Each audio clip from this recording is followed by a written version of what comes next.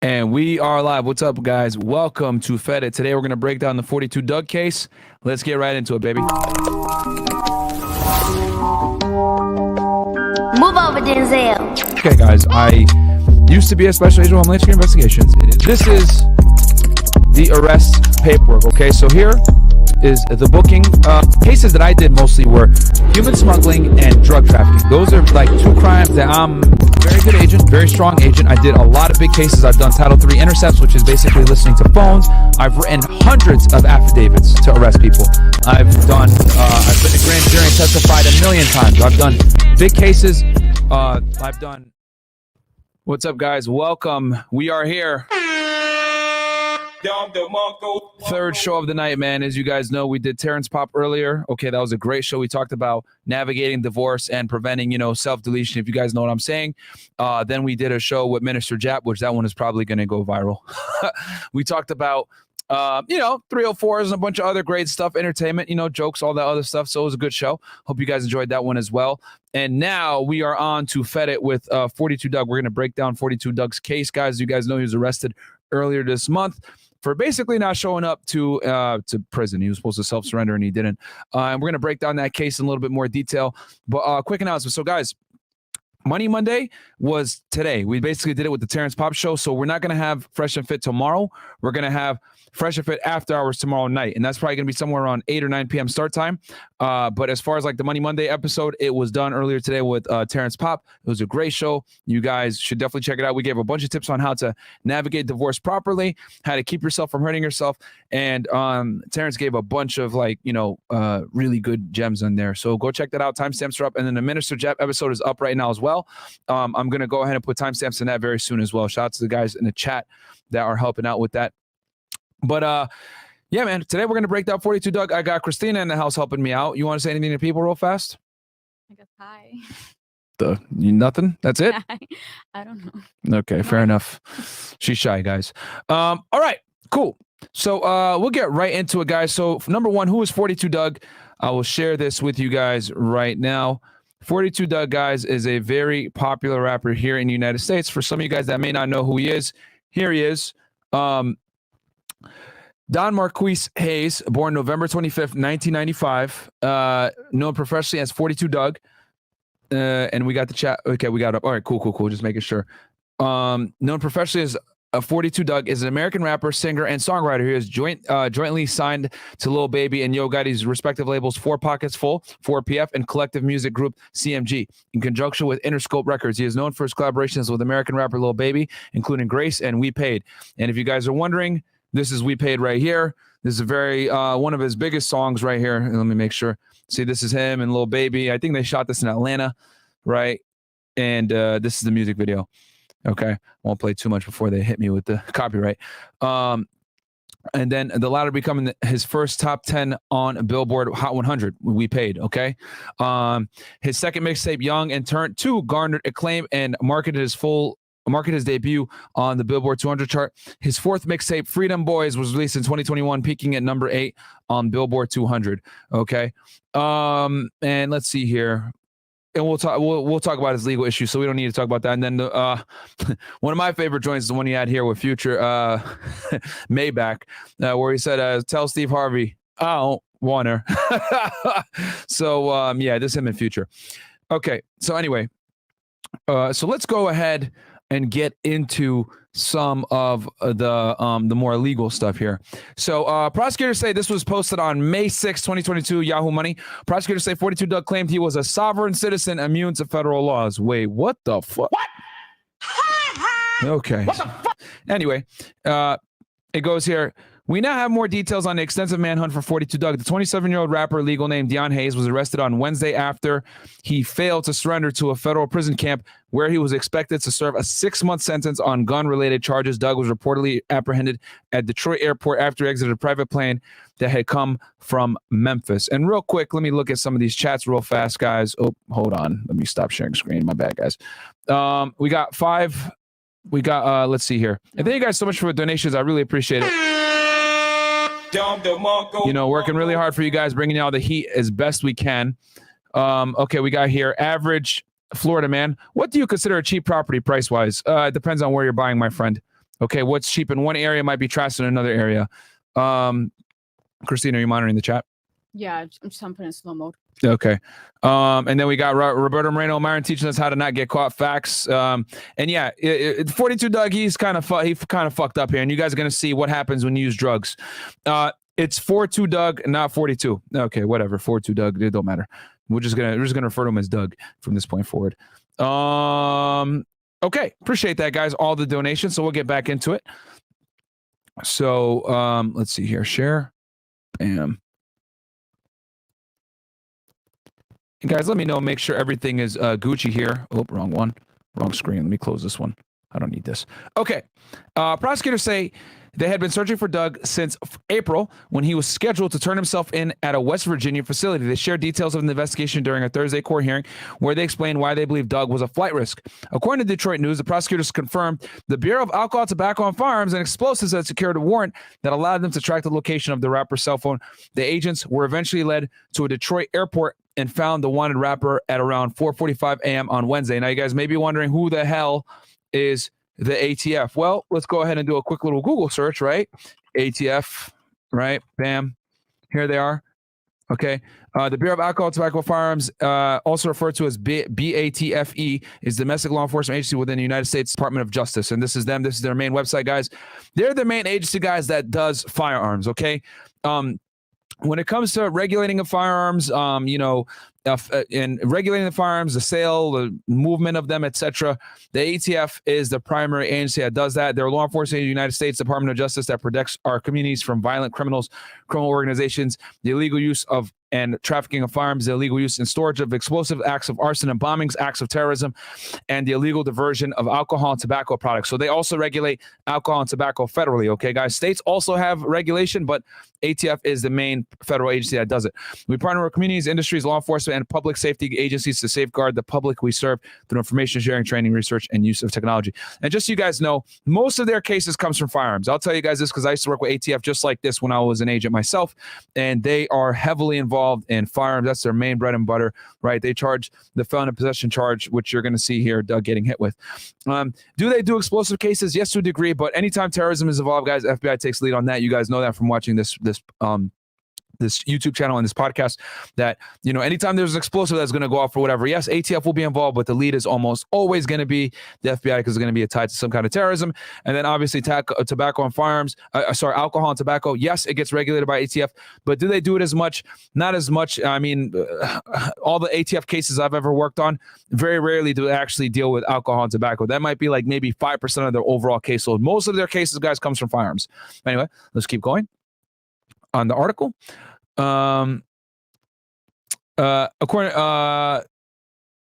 so yeah, they got him at 4:45 a.m. Wednesday, okay? And so ATF was watching. When he was arrested, he had $25,000 in cash and more than $100,000 in jewelry, Assistant U.S. Attorney Barbara Lanning said during the hearing. Prosecutors said the private aircraft didn't have an assigned flight number and Dugg's government name wasn't listed on the flight's passenger and manifest. Oh, okay. You know what that means. He claimed more than $11 million worth of assets. He has access to a private plane with a pilot willing to fly an unnumbered flight where Mr. Hayes is not included on the flight's manifest. Lanny continued, that's not an accident. That's not an happenstance. Okay, so they're basically trying to allege here that he's a flight risk and that, you know, he has access to a private plane. He has a lot of money. He can run away, whatever it may be. He has a pilot that is willing to not put him on the manifest. These are all facts that they're trying to establish that he's a flight risk. Dugg's 6-month sentence stemmed from a 2009 incident in which he allegedly fired a weapon at an Atlanta gun range. Don't worry, guys, we got all that for y'all. Authorities claim surveillance footage at the facility shows Dugg and two others at the range. On November 8th, the rapper was reportedly filmed loading and shooting a 9mm Glock, which he was prohibited from doing due to a prior felony conviction. Dugg was ultimately sentenced to 3 years of probation for the gun range incident and was ordered to pay $90,000 fine. Don't worry, guys, we got all these court documents for you guys. I'm going to show you guys here in a second. However, he allegedly violated the terms of his probation by repeatedly testing positive for drugs and getting arrested in Las Vegas. A judge subsequently sentenced Dugg to 6 months in federal prison camp. Fucking stupid. Anyway, the rapper's lawyer, Steve Sharg, told the Detroit News that his client didn't surrender because he appealed the sentencing and mistakenly believed he didn't have to turn himself in while the case was pending. which potentially was people were, the rumor was he was a sovereign citizen, which is hilarious. But prosecutors say that in late April, the rapper filed a court document in which he claimed to be a sovereign citizen who was immune to federal laws. However, Dugg's court-appointed lawyer, Casey Swanson, told the judge Thursday that Dugg did not file that said letter. Mr. Hayes did not flee, she said. He did not intentionally avoid a sentence in this case. Okay, we'll see about that one right there.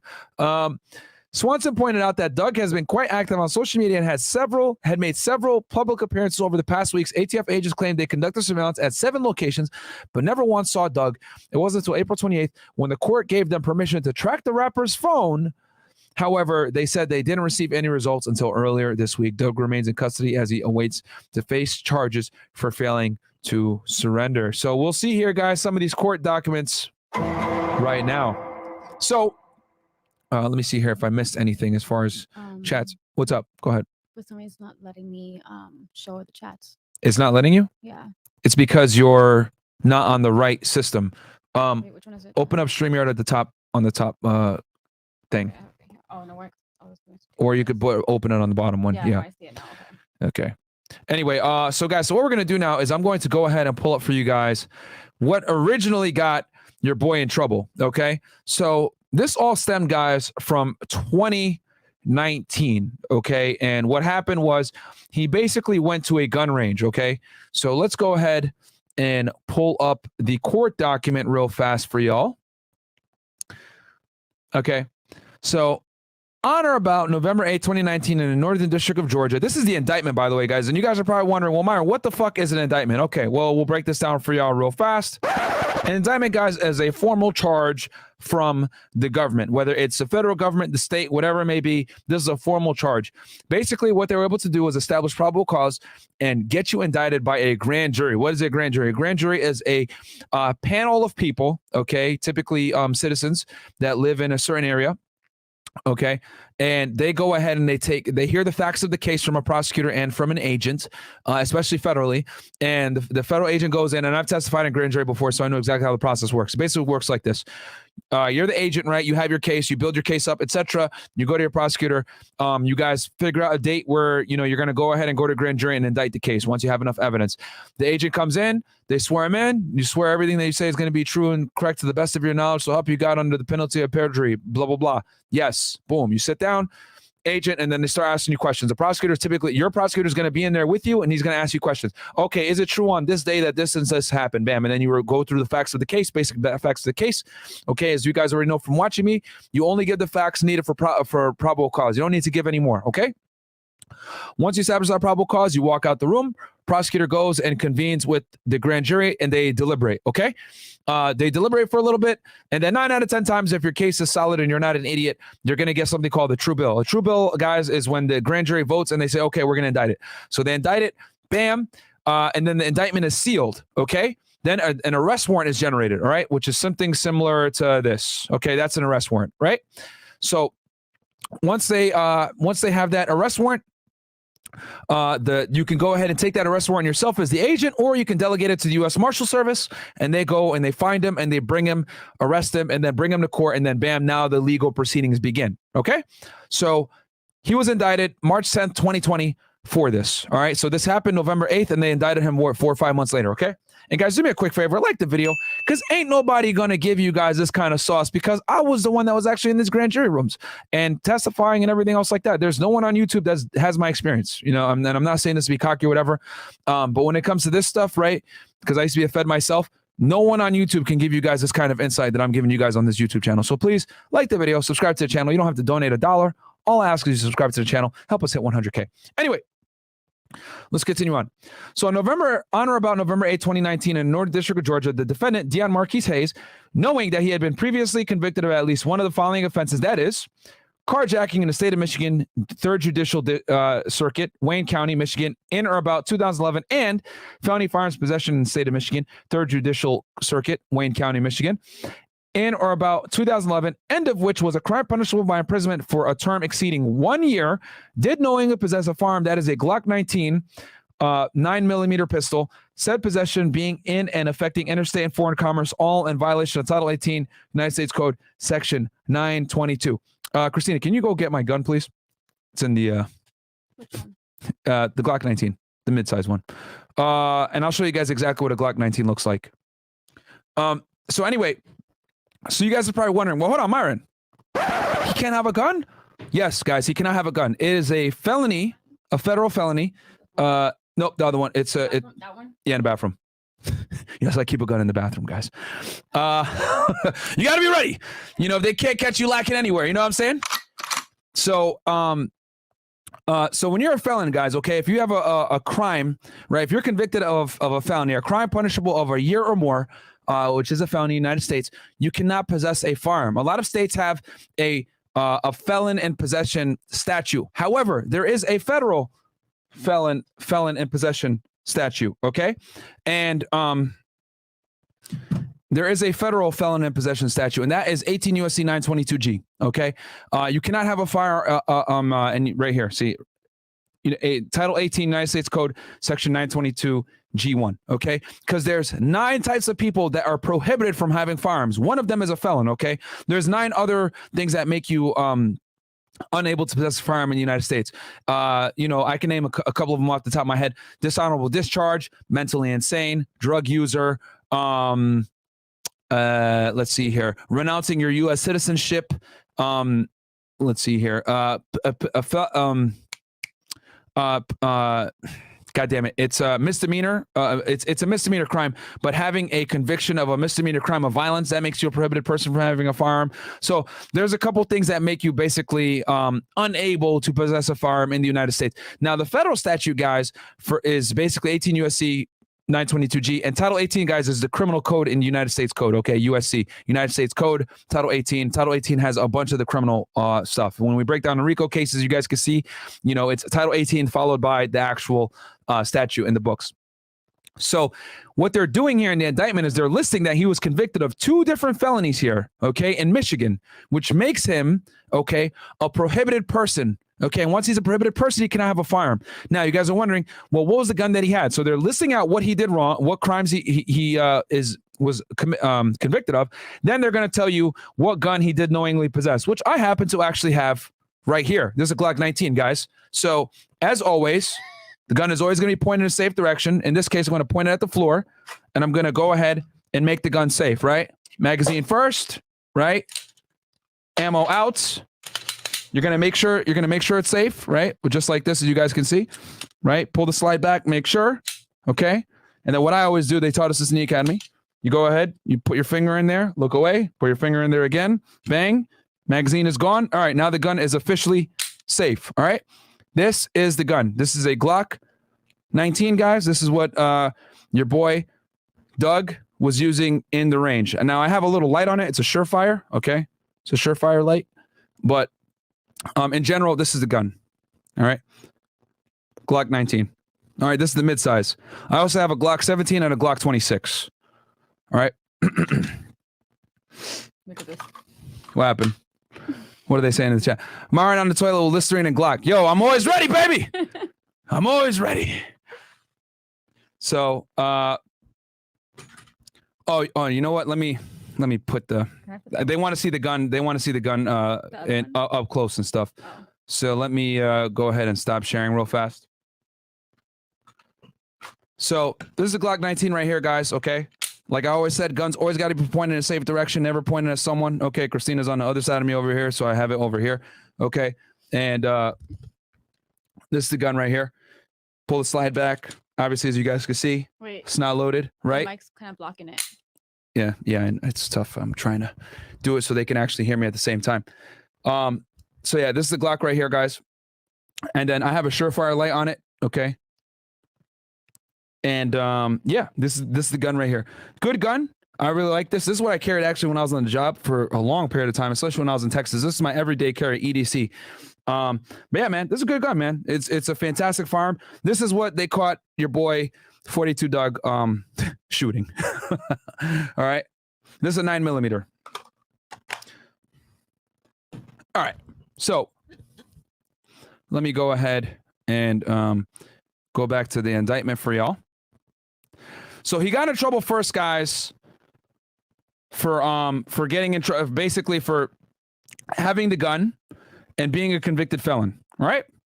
And then bam, forfeiture provision upon conviction of the offense alleged in this indictment, the defendant Dion Marquise Hayes shall forfeit to United States pursuant to Title 18 United States Code 924D and Title 28 United States Code Section 2461 all firearms and ammunition involved in and used in the commission of the offense. Okay, and then pretty much bam, this is your true bill right here. This is the 4-person. Damn, they actually showed that nigga's name. Okay, let me just hide that real fast. And then you got United States Attorney Ryan K. Butchnan, and then here, bam, right? So this is it right here, guys. This is the indictment. As you guys can see, nice and simple. You know, felon in possession, simple. Now, you guys are probably wondering, well, where the hell did this actually happen? Well, it happened at the gun range. Here's your boy 42 Dugg right here on the left.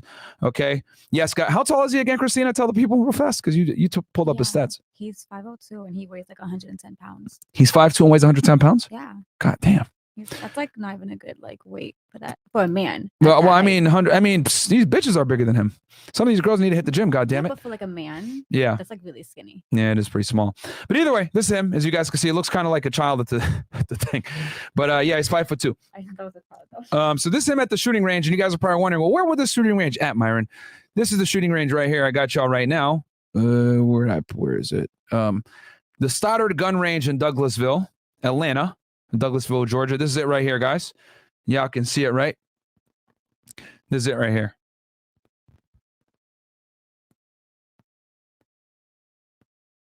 This is it. Now, here's the thing about these gun ranges, guys. They tell you, can you even read this? Okay, bam. Stoddard supports your right to carry a firearm. However, we must insist, except while you are on the firing range, in the shooting range, that you carry a weapon remain holstered at all times, and that all other firearms be unloaded with the action open. Okay, and then also a lot of these gun ranges, they'll put in there, if you're a convicted felon, you can't come in. You shouldn't be here. They warn you a lot of the times, which I don't know why he would go to the gun range as a felon. And I'll tell you guys this quick little story time for y'all. When I was an agent myself, I had a guy that I was looking at that I knew was selling dope, and I found out that he went to a gun range with my partner who worked for ATF at the time. That he went to Vegas to go shoot guns. You know what we did? We got that fucking footage, and we fucking came back and we indicted his ass, bro. And then we fucking came up, showed up at his crib a couple months later. You know, next thing you know, FBI, open up. And then we ended up flipping him, and he started cooperating with us and everything else like that. This is what'll happen a lot of times. So for all you guys out there that are convicted of a felony, or you're a prohibited person, whether you're a drug user, you're designated as mentally insane or whatever it is, bro, do not go to a gun range and get caught on fucking camera shooting guns, because then you're going to look like this. Bam, they got the evidence against you. What you going to do? Your Honor, that wasn't me. There he is holding the Glock 19 right here, right? Okay, he's holding it incorrect, by the way. But here he is holding the Glock 19 in the range. He got his, headphones, ear protection, glasses, all that other stuff with the bag right here. Probably has some more stuff there. Bro, this is an L all around, my friends. You cannot be at a gun range as a convicted felon. All right, you cannot be in possession of a firearm as a felon. You've lost that right, man, once you get convicted of a felony in the United States, right? So, and this is the gun range right here. So I think they sent footage. They snitched on your boy 42 Dugg, okay? So definitely I wouldn't go back there. But how is he able to even, use a gun at the range? Because they check everything. They do a background check. No, just to go shoot. Just to go shoot, they don't do a background check. Really? Because a lot of the time they don't. If you come in with your own guns, they won't do a background check. And if you come in with your own guns and your own ammunition, some of them don't do it.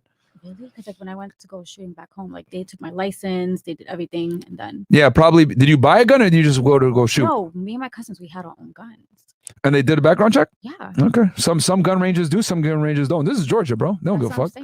In Massachusetts, they're not going to care. I mean, sorry, in Massachusetts, they're definitely going to care. Yeah. But anyway, that's what it be. So yeah, man, this is him right here at the gun range, like we discussed. Any chats here that I missed? Thank you guys so much for donations, by the way. I really appreciate it. Refresh it right now. Especially on this channel, guys. Like I said, this channel is more about educating and giving you guys some heat that no one else can really give y'all on YouTube. Because I see people break down these criminal cases, but they break it down from another they don't break it down from from the agent's perspective. I'm giving you guys how an agent thinks. So I wouldn't be surprised if they did this to try to get some information on, because let's keep it 1,000. I don't know if y'all know, but 4PF, they consider them a gang. Okay, it's already been out there. It's been put out there that GBI, okay, aka the Georgia Bureau of Investigation, who is basically the state's primary investigative agency. They're looking at 4PF as a gang, as an organized gang. The list came out. I forget who put it out there, but someone put it out. I think it was Adam 22 from No Jumper. Shout out to him. That GBI, their list was leaked of everyone they were looking at, and that was 4PF was on that list of people that they were looking at. So I wouldn't be surprised if they didn't pick 42 Dugg up with the ulterior motive of trying to get him to flip or cooperate with the government. Which, I'm not trying to get on some speculative stuff, as far as like Illuminati. But what I will say is that amount of time that he got is a little I'll let you guys come to that conclusion yourselves. So anyway, we read the indictment. There's another one. Go ahead, read it out loud for the people. Wait, did you read this channel is growing like crazy? The what? This channel is growing like crazy. No, I didn't see that. Who said that? Robert. Shout out to you, Robert. Thank you so much, my friend. Appreciate that. That's it for now. Okay. Okay, so we read the indictment now. So we went over him getting caught at the gun range of Stoddard's, right? And them snitching him out or whatever, which is kind of fucked up from them. You would think, like, what the hell? So this is the arrest warrant, guys, that they went and picked him up on. So he was indicted on March 10th, 2020. They went and picked him up about 8 days later, because you can see that it was executed. They filed it on March 18th, 2020. So about 8 days later, they went and got him. They got him in Detroit, Michigan. They indicted him out of Georgia, Northern District of Georgia, Atlanta Division. And then he ended up getting arrested in Detroit. And this was on, they got him on the 9th, actually. They filed it on the 18th, okay? So just so you guys know, when you get the arrest warrant, you go ahead, you get it, you go arrest your guy. After you arrest him, you got to bring a return. The return is the bottom here, so the court can file it. So they got him on the 9th. They got it. The arrest warrant was issued on the 10th. They actually got it on the 11th. And then they went and picked him up on the wait, what the fuck? Did they have him arrested before it was received? He had a lot of charges. He might have been in jail already. Okay. Or they might have put the wrong date. Whatever. Either way, this is the arresting officer. As you can see, SDUSM. This is the United States Marshal Service. Okay, I could tell from the acronyms that he's using. So yeah, they might have the wrong date here. The people always fuck up this return. By the way, just so you guys know, a lot of agents are retarded and they don't understand that. Like, they might have flipped the dates, right? So they might have gotten it on the 11th, and then they arrested him on. They might have gotten it on the 9th, excuse me, and then arrested him on the 11th. So people always fuck this shit up. Signature of issuing officer, because it was issued on the 11th. This is the issuing officer, guys. This is the judge right here, or no, this is a clerk in this case. Yeah, James N. Hatton is the clerk. Yep. Okay, that makes sense. Because the indictment was on the 10th, so then it was issued on the 11th. The next day. Let me check the site. So, okay, cool. So this is it right here, guys. You can see 18 USC 922G, unlawful possession of a firearm. Bam. You are hereby commanded to arrest Dion Marquise Hayes and bring him or her forthwith to the nearest magistrate. Answer. So in this case, this is federal, guys, so they can get him wherever. It was issued out of the Northern District of Georgia, but they picked him up in Detroit. This is the power of the feds, baby. Okay. So now let's go ahead and look at his court case. So if you guys, what I'll do here is I'll actually bring this up. This is his criminal docket here. Okay, guys.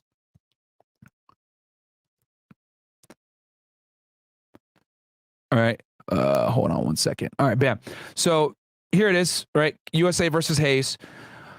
Unlawful transport. I don't know why they put unlawful transport of firearms. It's unlawful possession of a firearm. And then he got sentenced, guys, okay, to 3 years, special assessment, and a fine of $90,000. Okay, so he actually pled guilty to this charge, guys. He pled guilty on, let's see here, Control F, plea, and this is on Pacer, guys. So this is his arraignment. Okay, so he pled not guilty at first. They always do that, right? And then change of plea hearing set for 8/9/2021. Okay. Okay, let's see here. Okay, so he pled guilty on 8-9, it looks like. Okay. Yep. So here it is, guilty plea and plea agreement. Let's pull this bad boy up right here. Okay, we can view the document. All right. Guilty plea and plea agreement. All right. Admission of guilt, acknowledgement, and waiver of rights. Okay. This is basically a very standard boilerplate agreement. Okay. So he pleads guilty, and then after he pleads guilty, guys, he gets hit with the judgment. All right. Now, does this necessarily mean that he snitched or anything like that? No. This is a very, very boilerplate plea agreement. All right. So yeah, sentencing recommendations, etc. See, so he wasn't, guys. So let me make this extremely clear, okay? Just so you guys know what's going on here. He got no jail time on this, okay? He got no jail time. He went to the shooting range, fucked up, had a gun in his possession when he was a felon, not supposed to. He only got 3 years of probation, okay? This is the danger of using drugs and being an idiot sometimes, all right? So he pleads guilty, right? Here's his plea agreement, etc. Right? And he pled guilty on August 9, 2021. This is him. This is his signature right here. This is his lawyer. Okay. Here's the U.S. attorney, and then signature approving official Matthew S. Carrico. This is the assistant United States attorney. This is probably the U.S. attorney right here. All right. And then bam, here he is signing again. Cool. All right. So they come to a plea agreement, and they probably looked it over. All right, you're probably not going to do much time. Just plead guilty. Bam. He pleads guilty, right? So, might as well. So let me move this back, right?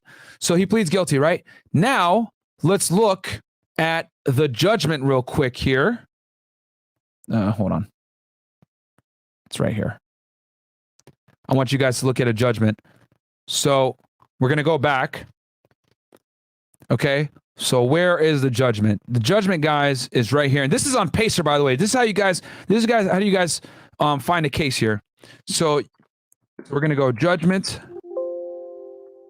If I can learn how to spell that is. The fuck? Judgment. God damn it. Or we'll just put sentencing. Different districts call it different things.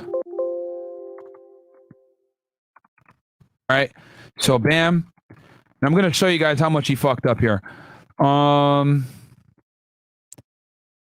Sentencing memorandum. Nope, that's not what we want. We want the sentencing hearing.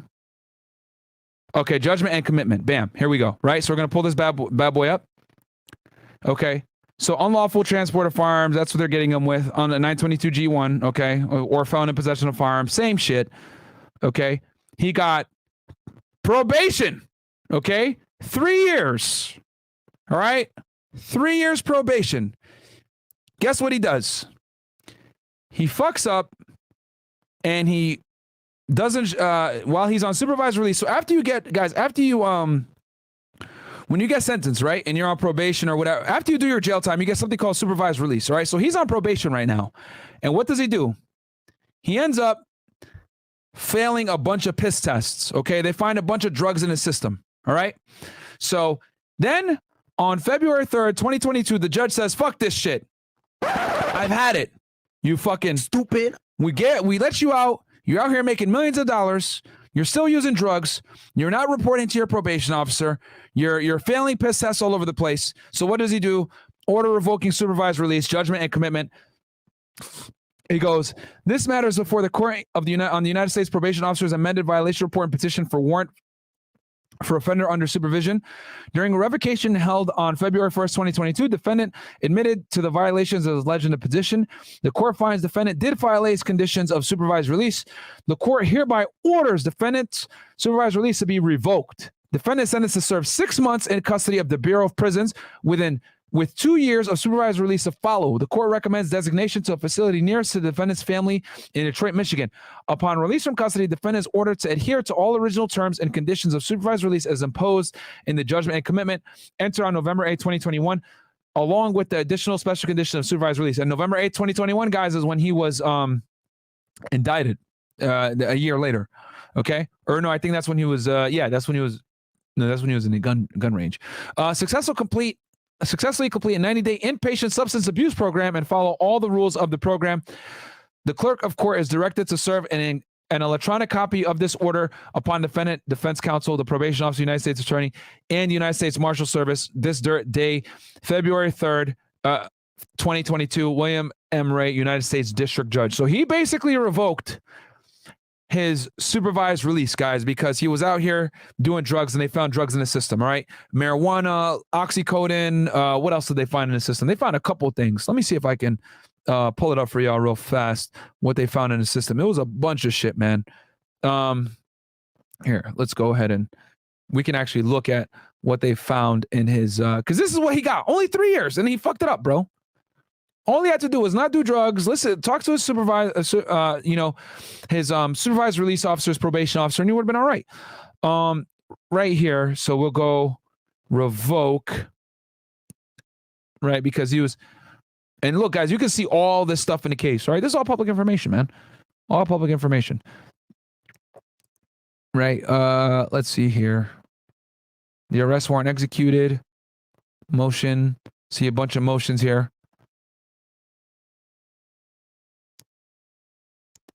As y'all can see, notice of appeal, pre-sentence investigation report. God damn it. Let me see here. Huh? Just read the Superchats. Yeah, go ahead. You have some? Great content is always much appreciated, Mahoy. Go ahead, Christina, read some of these chats. Okay, let me just go right down to it. Appreciate the support, guys, by the way. From Robert, he goes, lesson number 252 on how to not get caught. Do not go to the gun range if you're not prohibited from having them. You gotta speak louder so they can Mhm. actually hear what you're saying. Stop mumbling. No, I'm not next to the mic. That's why. My bad. Lesson number 252 on how to not get caught. Do not go to the gun range if you are prohibited from having them. Well, that makes a lot of sense. I just don't know why people don't listen. Yeah, you can't do it, guys. You gotta, don't be an idiot. Oh my God. What else? You're so quick to do this. What? I guess Christina Gaines. I'm working overtime. You're missing an H in my name, just saying. I'm working I overtime. cannot. Let me go all the way down. From Robert again. Christina's heart. Thank you. How do we after that? That's it? No, we have one more. Oh my God. See, I had the document. Now I can't find it. God damn it. Whatever. Take my word for it, guys. He had a bunch of drugs in the system. He had marijuana, oxycodone. I think, I don't know what else. I'm trying to think. Those are the two ones that I remember.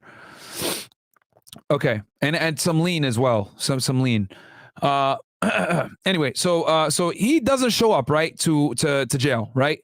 He doesn't show up. Are we caught up with chats? Yeah, we're good. Okay. Shout out to Matthew Penfield, Myron full of shit. Thanks, bro. Appreciate the support, my friend. I've never understood why people watch the stuff that they hate. It's giving you views though. Yeah, thanks, man. I appreciate the support, my friend. So okay, so he basically so guys, so quick little summary. So what happens? November 8, 2019, he goes to the gun range, ends up shooting a Glock 19, and then someone snitches on him, right? They send the footage out, and ATF comes and they indict him, right? He goes ahead, he goes to court, everything else like that, pleads guilty, right? Later on that year, pleads guilty. And then he gets 3 years of probation. What does he do? He fucks up, he gets in trouble in Las Vegas, okay? And then he also gets caught pissing hot, all right? And with drugs. Then they go ahead and they tell him, all right, dude, we're revoking your supervised release. You have to go to jail now, which is this order right here from the judge, okay? William M. Ray, all right? Then he goes to jail, or sorry, he's supposed to surrender to go to jail. 6 months, they sentence him to jail, which is in West Virginia. He was supposed to self-surrender. What does he do? He doesn't show up. So what ends up happening, guys? Well, now we got a bigger problem. Now the US Marshals are on his ass, okay? So here's a criminal complaint here, guys, from the Eastern District of Michigan, Southern Division. All right, government's petition for transfer a defendant to another district and supporting brief, right? So they ended up arresting him in Detroit, all right? And this is what they ended up filing, all right? On May 4th, the defendant was arrested in Eastern District of Michigan in connection with a federal arrest warrant issued in Northern District of Georgia based on a complaint, which I'm going to read this complaint to you guys here in a second. The defendant is charged in the District of 18 U.S.C. Section 3146, failure to surrender for service of sentence. So he's supposed to show up to the Bureau of Prisons, and he did not. So now they issued another charge on him for not showing up, all right? Rule 5 requires this court to determine whether the defendant is the person named in an arrest warrant, whether the defendant is entitled to a preliminary hearing, and whether the defendant should be detained. Wherefore, the government requests this court to conduct transfer proceedings in accordance with Rule 5 of the federal court. Guys, what they're talking about is something called an identity hearing, okay? Which, if you're arrested in another district, you're entitled to something called an identity hearing. Now, more than likely, says 42 Dugg or 42 Dugg, whatever you guys want to pronounce it, is a celebrity and everyone knows who the hell he is. They're going to waive this identity hearing because everyone knows who the hell he is. But you do have the right to make sure that you are the person that has been indicted and or charged or whatever crime it is in the other district into which you were actually charged. Because remember, guys, they got him in Detroit, which is a whole other district, whereas he's wanted in Georgia. Does that make sense? Even though it's federal, there's different district courts in different parts of the country. All right. So anyway, now we're going to look at the criminal complaint that was filed in the Northern District of Georgia. Okay, this criminal complaint is what got him arrested in Michigan, which is what you guys are seeing here. All right, here it is.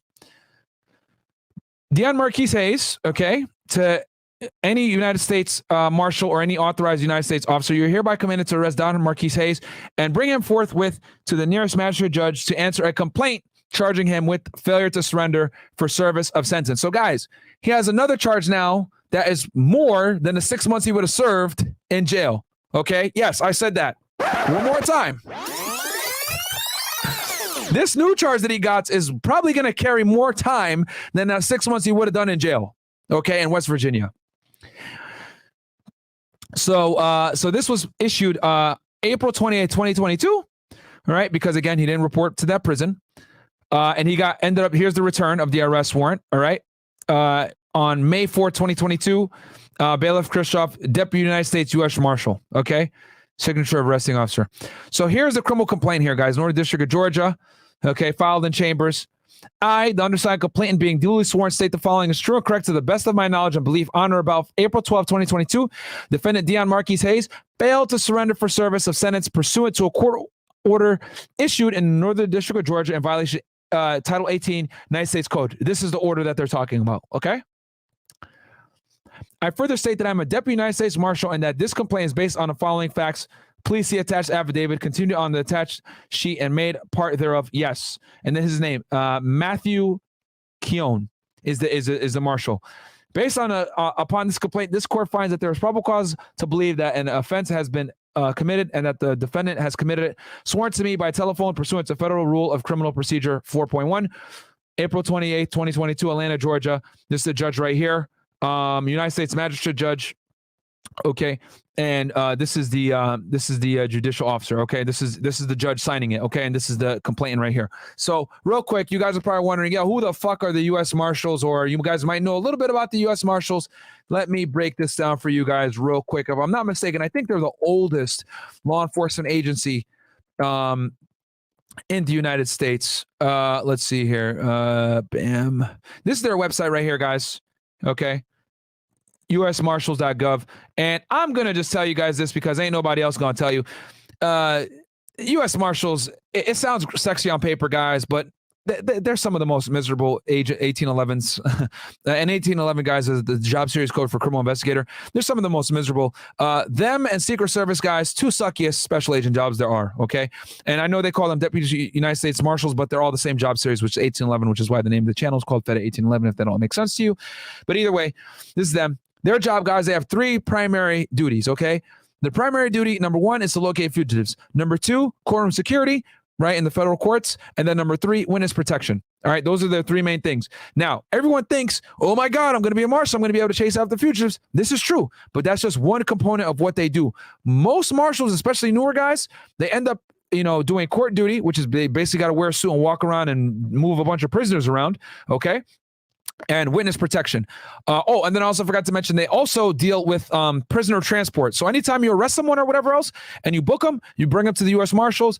The U.S. Marshals are kind of like the sheriff's deputies of the federal system. They're the ones that house them, transport them, feed them, etc. Until they get their sentence. Then they finally go over to the Bureau of Prisons. Okay, does that make sense, guys? So while they're fighting their case, they're in U.S. Marshal custody.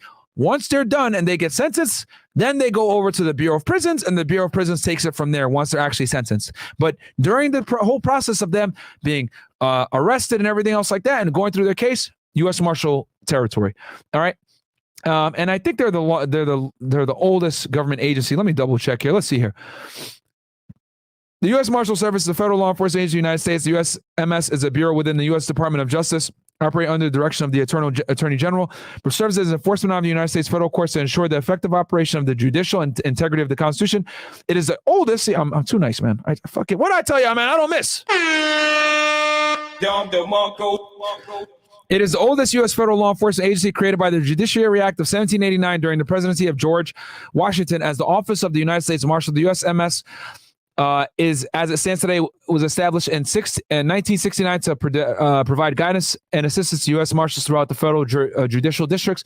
The Marshal Service is primarily responsible for protection of judges and other judicial personnel, the administration of fugitive operations, the management of criminal assets, the operation of the United States Federal Witness Protection Program, and the justice prisoner and alien transportation system, the execution of federal arrest warrants, and the protection of senior government officials through the Office of Protective Operations. Yeah, this is rare, though. This is almost never. All right. Throughout history, the Marshals have also provided unique security and enforcement services, including protect African-American students enrolling in the South during the Civil Rights Movement, escort security for the United States Air Force, LGM, 30 Minutemen missile convoys, law enforcement for the United States Antarctic Program, and protection of the Strategic National Stockpile. So, but their main focus, man, is catching fugitives, operation of the Witness Protection Program, and then managing prisoners in the judicial system, and obviously getting federal arrest warrants. So just so you guys know how this works as well, and ain't nobody gonna be able to tell you all this except over here on FedEx. So like the fucking video. So what you could do is, right, so when I used to get arrest warrants for people, right? So I would write a criminal complaint, I'd file a criminal complaint, and I'd get an arrest warrant. You have two options that you can do. You can either A, go ahead and delegate that warrant to the U.S. Marshals, or B, you can go get them yourself. So me personally, I almost never delegated my warrants over. I would just go get the guy myself. However, I did have a friend of mine that was a marshal when I was in Laredo, Texas.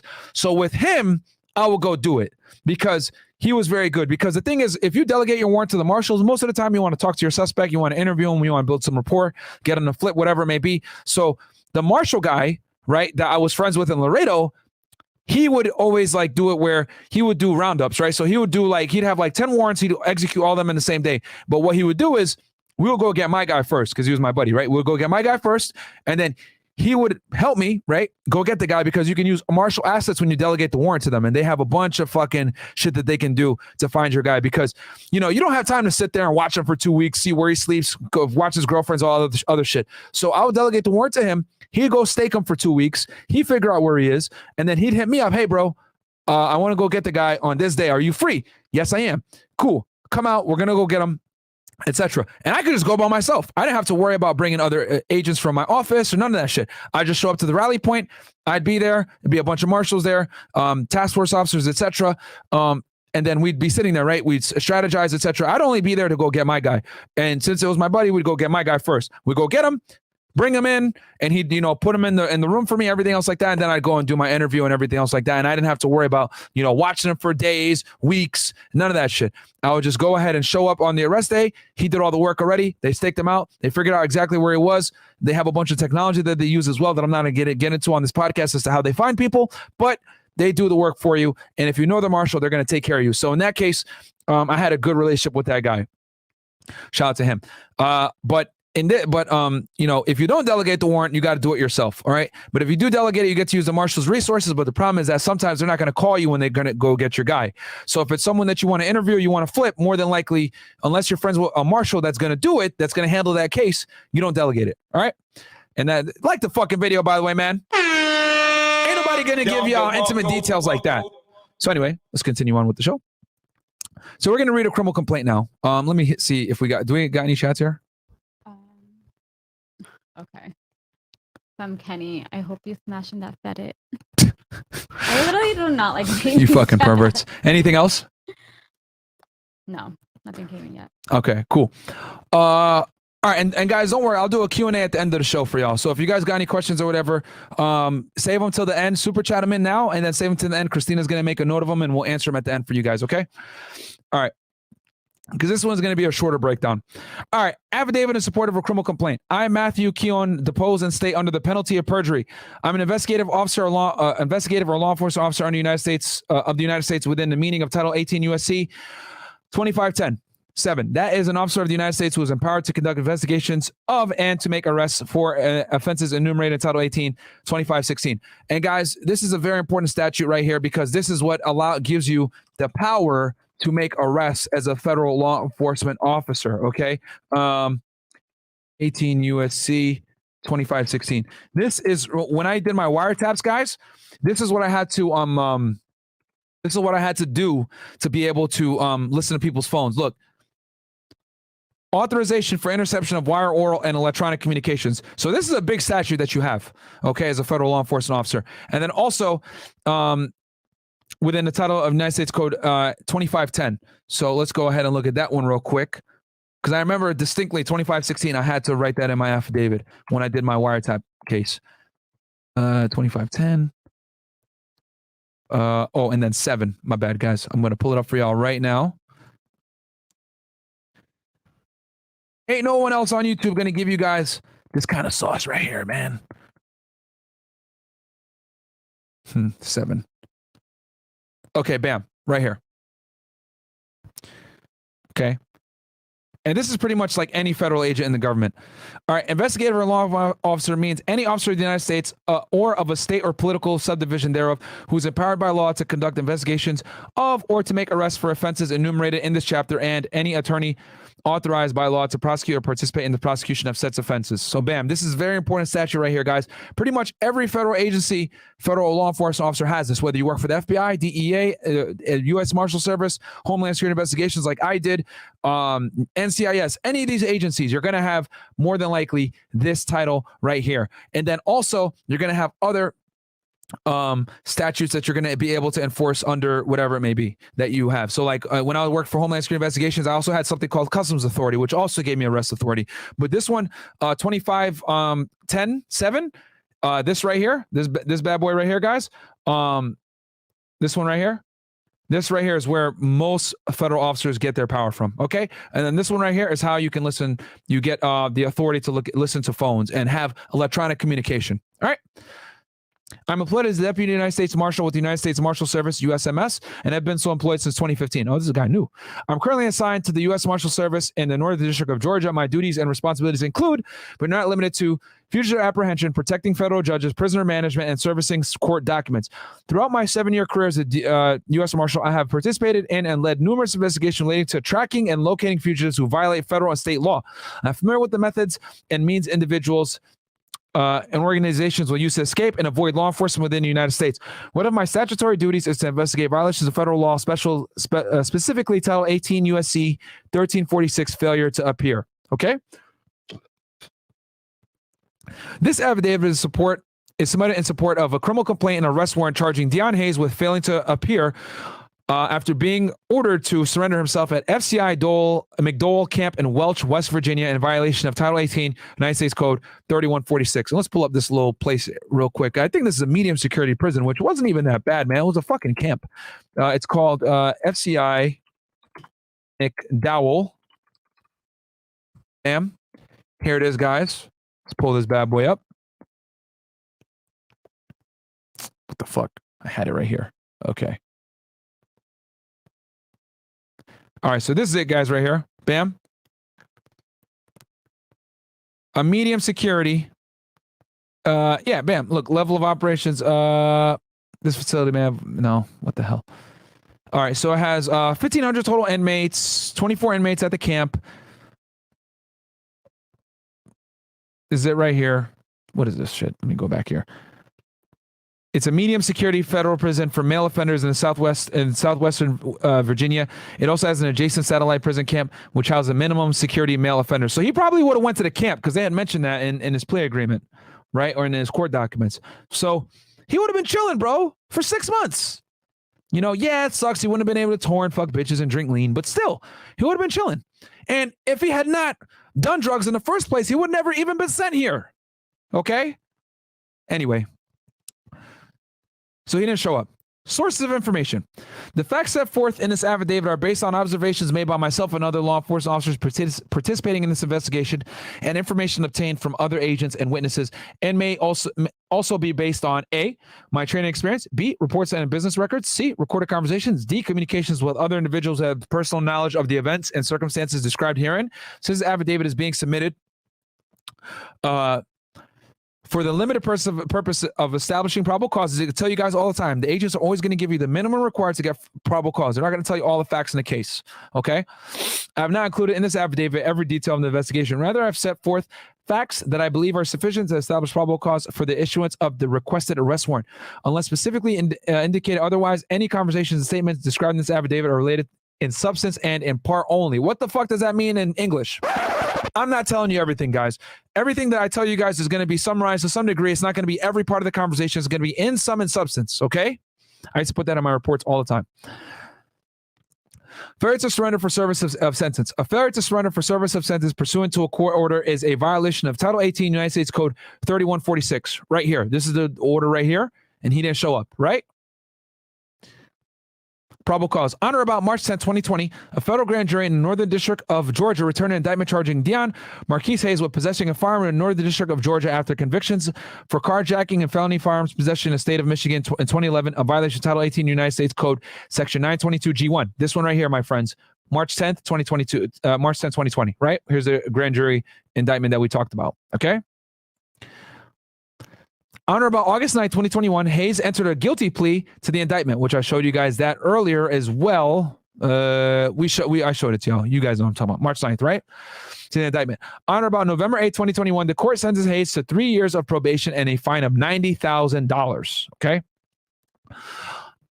On or about December 10, 2021, the court issued a summons for Hayes to appear based on a petition to show cause as to why probation should not be revoked due to multiple positive test results for use of controlled substance and an arrest in Nevada for obstruction of law enforcement and battery. So we told you guys he got in trouble in Las Vegas, got arrested, and he had a bunch of positive drug tests. So they took it easy on him. Normally, guys, I'll tell you all this right now. They'll revoke you simply for getting arrested.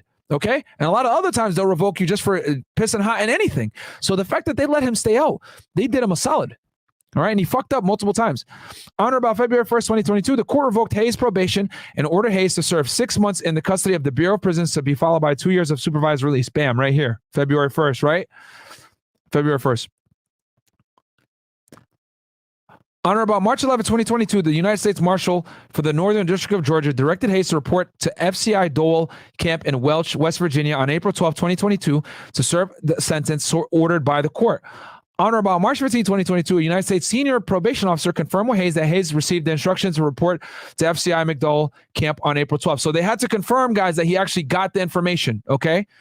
And then on April 12th, Hayes did not surrender to FCI McDowell Camp to serve a sentence as directed. On April 27th, Hayes has not surrendered to FCI McDowell Camp to serve a sentence as of April 27th. So he wrote this on April 27th. Conclusion, based on my knowledge, training, experience, and the facts set for in this affidavit, he means set forth in this affidavit. Come on, man. I submit there exists probable cause to believe that Hayes has failed to surrender to serve a sentence in violation of 18 U.S.C. 3146. Simple, guys. It's a very simple criminal complaint here. Bam. And class 2 warrant information sheet. Here's all his information here. Okay, FBI number. And you guys are probably wondering what the fuck is FBI number. An FBI number, guys, is a number used whenever you're arrested and they roll your fingerprints. It generates an FBI number. Okay. And this is alias 42 Dugg, and then he's 5'4", 130 pounds. Okay, so which one is it then? Is it 5'2" or 5'4"? Well, either way, he's a short guy. And then this is agent contact information. And then this is the prosecutor on the case, Ryan K. Buchan. If you guys remember, this is him right here as well. Same AUSA on this case. Motion to seal criminal complaint. So they sealed this thing because they didn't want anyone to know, obviously, right? And then let's see here. And then, yeah, this is the seal order, which I used to do this myself as well. When you file the criminal complaint, you don't want people to be able to find it. So you seal it until the person's actually arrested. Once you got them in custody, then you're good money. All right. So that right there, guys. And then let's go ahead and look at his case now. We're going to go back to Pacer. Give me 1 second. No, they're saying like he's. What was that? They're saying what? Like 5'2". 5'2"? Yeah. Okay. So some people are putting it as that. Some people are not. It's All literally right. saying all over like online. Christina, can you read some of the chats here real fast? We have yeah. Let me just go to it. Yeah, she's gonna pull them up for y'all. Guys, I hope you enjoyed that fucking heat right there, baby. Like the video, man. Because ain't nobody else breaking this stuff down for you guys on this level of detail. Go ahead, Christina. This is a question actually for you. Okay, what does it say? From 561 Lifestyle. Mine, what's your favorite round, your favorite semi-auto shotgun? Mine is the Origin 12 shot barrel. And give us the behind the scenes of the schedule change. Yeah, I really wish you would announce more shows. Oh, I don't like shotguns, guys. I'm not gonna lie to you. When I was on a job, I had an M4, so I did not like shotguns at all. I know how to shoot one and everything. Obviously, they train you to use one, but I didn't like the shotgun. It's a great gun though, especially when you're like in close quarters and you're like in a house or something like that. It's a great gun to use to clear a house, but I don't like them. What else? Anything else? No, not right now. Okay. All right, so what we're going to do here, guys, I'm going to share a screen with y'all real quick. We're going to look at 42 Dugg's current case, all right, as it stands. So as you guys can see, I showed you guys the criminal complaint, right? It was an MJ case, right? So this was filed again. So here's his gun case right here. Remember, guys, this is how you tell. CR means it was indicted. MJ means it wasn't indicted yet, okay? MJ means magistrate. CR means criminal. Once it hit CR, that means it was indicted by a grand jury. So in this case, remember, the US Marshal, all he did was file a criminal complaint, and it's an MJ case for now, right? Because the magistrate judge signed the criminal complaint. So here it is. Here's his new case now. We're going to go ahead. We're going to hit docket report, okay? And we're going to see where that case is right now as of today. So magistrate complaint, this is what we read just a second ago. Arrest warrant issued by Judge Christopher C. Bly. Okay, well, let's look at it real quick. This is the arrest warrant. Okay, bam. Issued to arrest, which we saw. I think we saw a sign before. Okay. And then appearance bond entered as to Dion Marquis in an amount of $10,000. So I think is he out on bond right now? This is gonna be crazy if they let him out on bond. Let's see. I don't think so. He might be out on bond. Let's see here. Let me check the site. Okay, United States Eastern District of Michigan, appearance bond, defendant agreement. I, Dion Hayes, appear for court proceedings if convicted to surrender to serve a sentence that the court may impose or comply with all conditions set forth for the order setting conditions of release. So this is an unsecured bond of $10,000. Bam. So it looks like he got bond. Wait, so he got a bond for 10,000? That's so low. Didn't he like avoid going to jail for like 6 months? Yeah, he was supposed to report and he didn't report. You give him a $10,000. And they gave him a $10,000 bond. Okay, well. Okay. They might have a bracelet on him too. Let's see. Do they have that? Yeah, so I think he's out right now. Defendant signature. Here's the signature, and it looks like he got bond. 10,000. That's insane. Yeah, 10,000, and he only had to. I mean, he probably put that up his own cash. But yeah, there you go, guys. $10,000 $10,000. He's out right now. So that's the furthest that we're on this case. And don't keep in mind, guys, that he's gonna have to still do the 6 months, and then he has this new charge. And let's look at this charge, by the way. Let's look at it real fast because it's 18 USC 3146, right? So let's look this bad boy up real fast. Let's see how much time, what the maximum is on this charge. 18 USC 3146. Okay.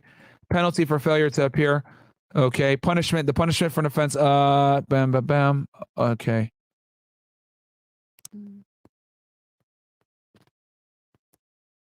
Okay. An offense punishable by death. What? Oh, shit. Okay. The punishment for an offense of this section is if the person was released in connection with a charge of or while awaiting sentence surrender for the service of sentence or appeal or certiorari after conviction for an offense punishable by death, life imprisonment, an offense. Okay. Any felony. Okay. Fine under this chapter or imprisonment for not more than 1 year or both. Okay. A term of imprisonment imposed under this section shall be consecutive to the sentence of imprisonment for any other offense. So here's the big problem here. So whatever he gets sentenced for failure to appear, guys, it's going to run consecutive, not concurrently. So concurrently, let's say he gets convicted of he's got to go do his 6 months, and then he gets charged another 6 months for this charge, right? For failure to appear. Well, concurrently would mean he just does 6 months and he's good. Both sentences run at the same time, right? The punishment. But on this one, it's going to be consecutive, which means, let's say he gets 6 months for the first charge, right? For getting his probation revoked. And then on top of that, he gets another 6 months for the failure to appear. Well, what's going to happen now is he's going to do a year, because it's going to run it's going to go consecutive, not concurrently. So he's got to he does one charge, bam. Now you got to serve another 6 months for the other charge. So whatever he gets here, guys, is going to run consecutive, which sucks. Okay. So he might end up doing more time for the failure to appear than the first charge the first time, which, remember, if you guys remember, he got 3 years probation, then he fucked up, did drugs, and got arrested in Las Vegas.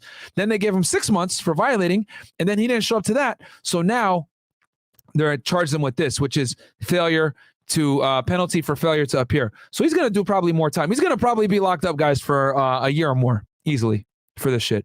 So this is what happens, man. Fucking stupidity here.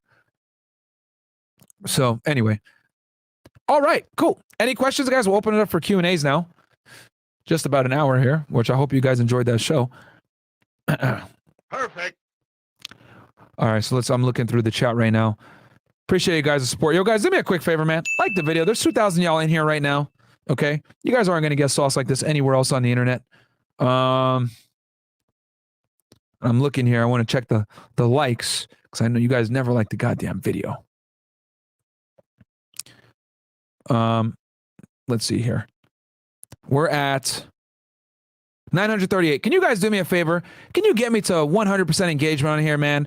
That'll help a lot. We're pushing this video in the algorithm and getting people to, check this type of stuff out. And then next week, guys, what I'm probably going to do is I'm going to do a case for you guys that I actually investigated myself. I know you guys really enjoy those types of videos. I did one where I came really close to shooting a suspect during the course of a case. You guys should go check that one out. It's on the video list. What do you got, Christina? You got some? No, I was going to tell you, you can be in Texas. What was that? Texas? Yeah. What do you mean Texas? This weekend.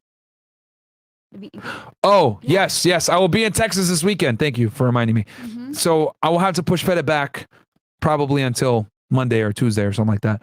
But maybe, I think I'll probably do it Tuesday for you guys, because we won't have after hours.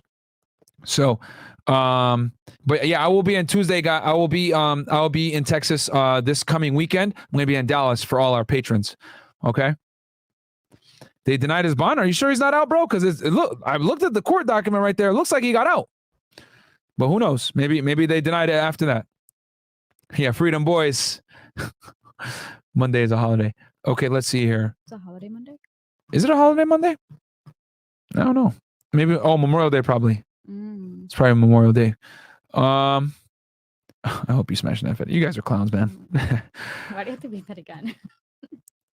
And then he asked a question about the shotgun. Any questions, guys? I'll probably stay on there for like another 2-3 minutes here. If y'all don't got any questions, then we'll end the show and be good. Are you doing the Buffalo case? Am I gonna do what case? The Buffalo. Yes, I will do the Buffalo case, guys. I'm gathering documents for it right now. I'm following it closely. I anticipate that the feds are going to come in and indict that case federally. That's what I anticipate it's going to be. They're probably going to get him for civil rights violations, hate crimes, etc. I know the FBI is already on it. They raided his house. They probably did a federal search warrant on his house. So the feds are definitely going to come with a charge. Did politics ever interfere with your job, Mohoy Minoy? Not really, bro. Not really. The only difference where politics came into play was, I remember after the Obama administration, they went a lot harder on immigration, but that's about it, man. That was it. Because immigration tends to be influenced heavily by politics. But other than that, violent crime, all the other shit, bro, we were doing the same thing. John Black, $1. Thank you so much, bro. Appreciate the support, my friend. Appreciate it greatly. Guys, can you do me a favor? Just like the video. Y'all ain't got to donate anything. Like I said, I do this channel for you guys. I love doing it. The only thing I ask is that we get the videos pushed up in the algorithm. Help me hit 100K on this channel. Because there's nobody else, guys, that was a former Fed giving y'all this kind of sauce on how federal investigations work and everything else like that. So you also have an Instagram now. Oh, you want to drop that for the people real fast? Yeah. So the Instagram is Fed1811. Wait. Yeah. Fed1811 on Instagram. Yeah. So you could DM Christina on there And any tips or because I know some of you guys want to like give information as far as Yeah. like It's like I'm getting a lot of people contacting me on my IG for like information for cases and also to help. Honestly, I made this IG because it's better that you contact this one instead. Because again, like if you contact Myron, he's not gonna answer. well, it's not that. It's that Well, I no, 'cause get you like, I get so many DMs. hundreds of Yeah. hate messages from a bunch of bimbos. And then your DMs end up getting hidden, so it's like Yeah. I don't get it. And then also, I don't really like going on my DMs. To be honest with you, I don't really like going on my Instagram like that. So. Oh, really? You don't? Not really. I post randomly. All right. Well, yeah, guys. So do me a favor, like the goddamn video. Let's see here. Anything else here? I think that's it, man. Where's my super chat? I didn't see your super chat, King Life. The King Life. This is I'm almost. I can refresh it right here. But woman. You had one job. I was being. Refresh the page and look it up. Make sure we didn't miss nobody. While we do that, guys, do me a favor. No, I don't see it. Like the video. You gotta hit see all. I did that. Oh, hold on. Robert. Patient. No, I don't see it. If it's a lifestyle one, then you just missed it because we did read that one. He was. I think because you didn't answer the whole like how you drop down the shows. Oh, drop down the shows? I think it's that one. Oh, so guys, just so you know, quick little announcement for Fresh and Fit. Monday, Wednesday, Friday, we're gonna be running after hours. We're dropping down to after hours, guys, because we want the quality of the show to go up. And you know, that's really what it comes down to. We want the quality of the show to go up. And then also, Monday, Wednesday, Friday, we're also going to do Money Mondays as usual, Womanizer Wednesdays, and then fitness / call-in Friday / special guests or whatever else like that. We've had a lot of special guests on Fridays. So this coming Friday, if we don't have a special guest, I'm going to probably do a fitness episode for you guys where I'll pull out a board and we'll, you know, teach you guys. No episode tomorrow at 6 p.m. because we had Terrence Pop come in. So that's going to be the Money Monday episode. Go check that one out. And then we also had Minister Jap earlier. So gave you a lot of sauce. Enjoy those two shows for tomorrow if you didn't watch anything else. And then Wednesday, we're going to have Womanizer Wednesday. But we are going to have an after hours tomorrow night for you guys, probably around 8 or 9 p.m. start time. Cool. I think that answers it. You give two just came in. Hold on. Two just came in? Okay. Doodle Bob, any thoughts on the Buffalo shooter? I feel like it just kind of... The Buffalo shooter, I mean, he's a crazy fuck, bro. I do have I have his manifesto. We'll go through it. So that's gonna be a good breakdown. And then fellas, please DM Christina about Fed 1811. Yes, guys. So if you have you know, a piece of information that you think is going to be important or a case that you want me to break down or whatever else like that, anything interesting that you want us to cover on Fed 1811, DM the Instagram Fed 1811 on there. And that will help you guys. And Christina manages that, so she'll, you know, bring it to my attention, and we'll go ahead and we'll start breaking down the case if enough people request it. All right. And most of the time when I break down cases, it's based on what you guys want. I'm doing this 42 Dugg one because that's what you guys wanted. And we're doing Young Dolph. Right? Yes. You want to give them an update on Young Dolph, actually? So he's gonna be like another Tory Lanez case because they don't really want his information out there. So right now I'm still working on it. Like the video, guys.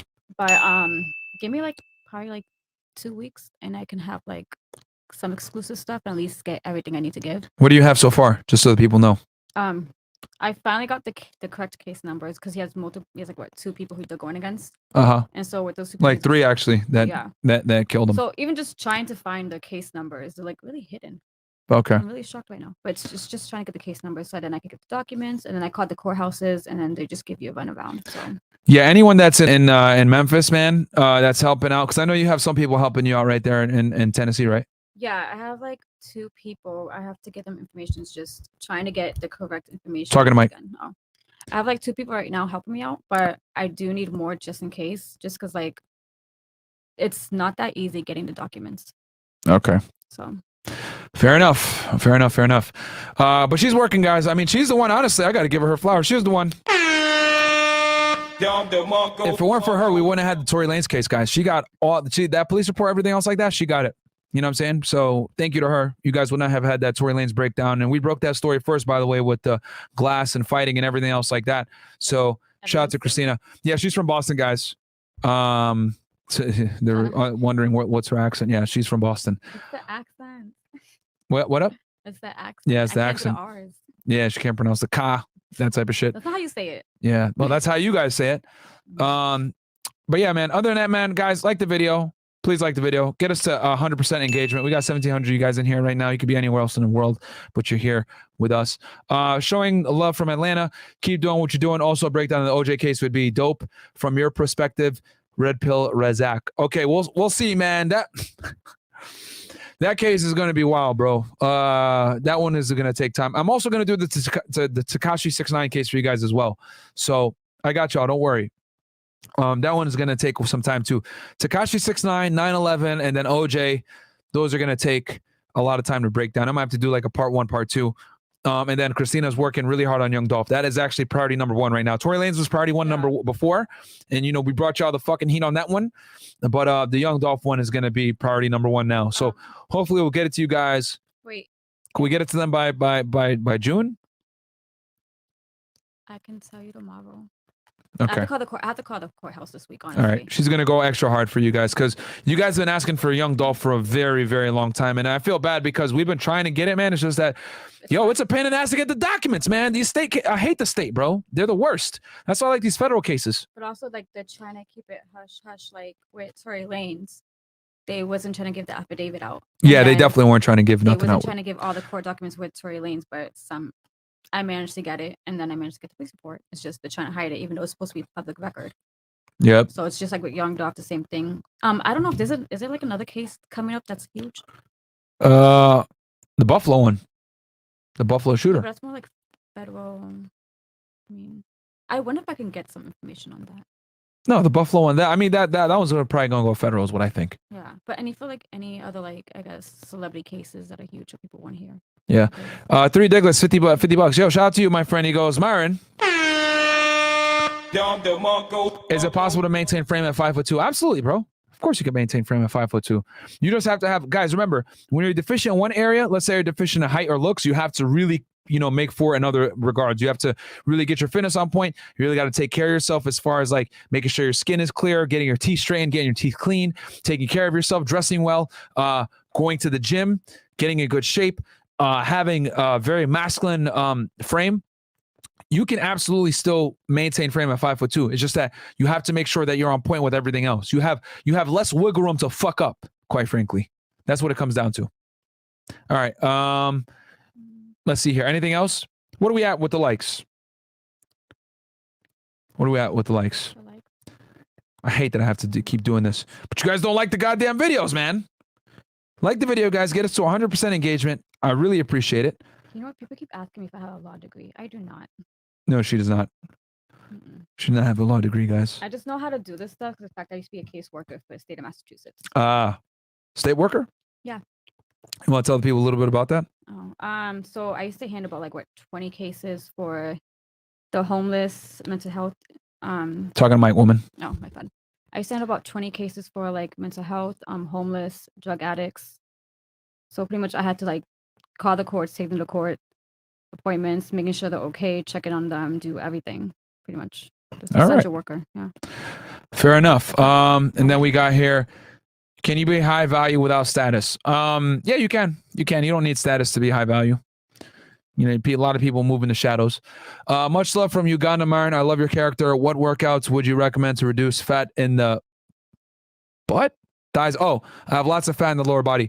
Bro, you can't spot reduce fat, man. That comes from just lifting weights, eating correctly, eating in a calorie deficit, losing weight consistently over a period of time, and making sure that you don't lose too much weight too quickly. You got to lose weight nice and slow, okay?